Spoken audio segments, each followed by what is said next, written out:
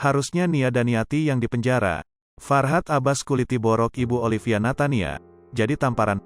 Farhad Abbas ikut buka suara mengenai kasus yang kini tengah menimpa Olivia Natania. Tak main-main, dalam pernyataannya, Farhad Abbas turut menyudutkan Nia Daniati. Diungkapkan oleh Farhad Abbas, Nia Daniati secara sengaja ataupun tidak sengaja turut menikmati hasil penipuan yang dilakukan Olivia Natania. Kini Olivia Natania harus mempertanggungjawabkan kesalahannya. Janji manis Olivia Natania untuk loloskan CPNS para korban berakhir nestapa. Perjalanan Olivia Natania dalam menipu korban jadi berakhir di penjara. Modal iming-iming jadi PNS, Olivia Natania nekat nipu 225 orang.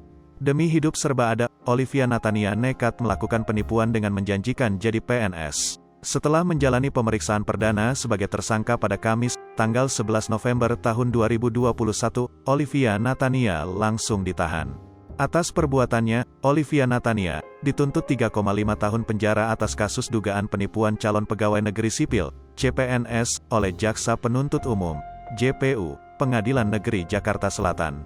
Kini nelangsa di penjara, Olivia Natania ternyata sempat tak pedulikan nasihat Farhad Abbas.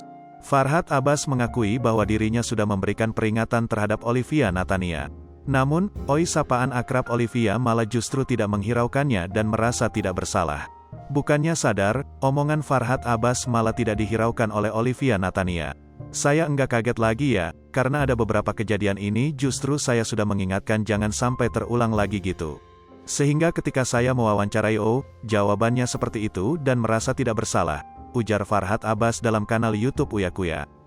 Lebih lanjut, pengacara kelahiran tanggal 22 Juni tahun 1976 itu menilai bahwa kejadian yang menimpa Olivia merupakan bagian tanggung jawab dari Nia Daniati.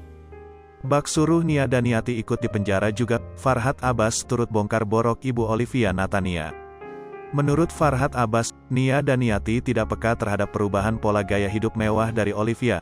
Farhad pun sangat menyayangkan sikap Nia Daniati yang tidak mempertanyakan apakah uang yang didapat Olivia haram atau halal. Jadi ini tamparan dan pembelajaran dari Nia Daniati, karena ini bukan lagi cobaan berat dan ini tidak boleh terjadi harusnya bisa diantisipasi, tutur Farhad Abbas. Kenapa begitu banyak uang orang yang digunakan kenapa tidak menyadari ketika pola gaya hidup anak berbeda beli rumah, mobil, dan sebagainya kenapa tidak menjadi pertanyaan orang tua, apakah ini rizki dengan cara yang halal atau tidak, kata Farhad Abbas.